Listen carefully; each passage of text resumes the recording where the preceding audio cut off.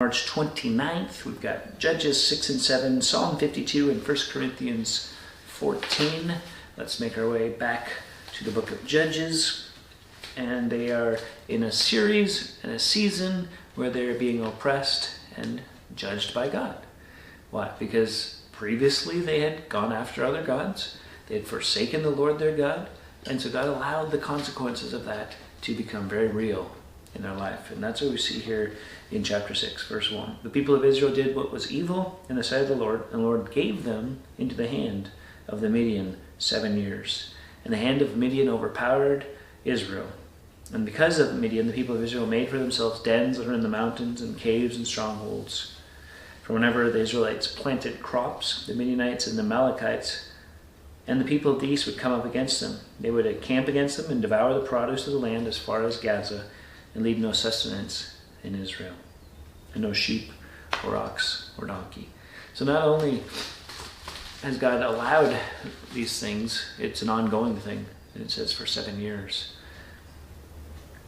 And so it says in verse 6, Israel was brought very low because of Midian, and the people of Israel cried out for help to the Lord. And the question has to be asked, did it take the whole 7 years before they cried out to the help? For help? Or was it an ongoing cry?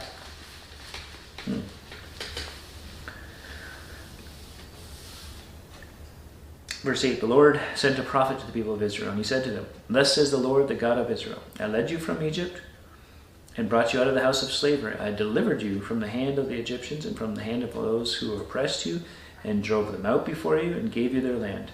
And I said to you, I am the Lord your God. You shall not fear the gods of the Amorites in whose land you dwell. But you have not obeyed my voice. So you kind of get the impression that God's not going to do anything, but that's not true. He just wanted to remind them he has been faithful. He had set them up in a good place, right? He had gone before them. He had led them, defeated the enemies. So now, the angel of the Lord, verse 12, appeared to him. Who's that? Gideon. He's, the Lord is with you, O mighty man of valor. And Gideon said, Well, please, sir, if the Lord is with us, why has this happened? Where are all his wonderful deeds that our fathers recounted to us, saying, Did not the Lord bring us up from Egypt? But now the Lord has forsaken us and given us into the hand of Midian. The Lord turned to him and said, Go in this might of yours and save Israel from the hand of Midian. Do not I send you? And then he's got excuses. God sees what's to come, not sees what we are. Gideon is only going to be a mighty warrior because of God. And so when he addresses him that way, it's because that's what God knows is going to happen. And God calls him to do something that is impossible. And that's what Gideon's kind of acknowledging. It's like, well, then where's the evidence? Where's the evidence that God's at work? Where's the evidence that God's been faithful, like in the past?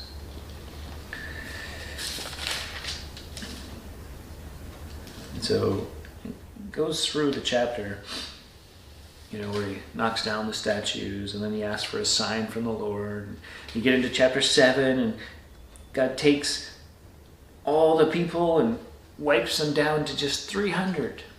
So that eventually, when victory comes, the glory will go to God. That's what he's always looking for. It's a good reminder that the good that God does, right? And he uses people, but we're imperfect. The glory should not stay and hold on to. We shouldn't long for it. We shouldn't seek it out. We should rightfully say, it was amazing. God did some amazing things. I'm glad to be a part of it, right? That'd be a good way to go. And watch and see what God has in store. Till next time, keep growing little by little.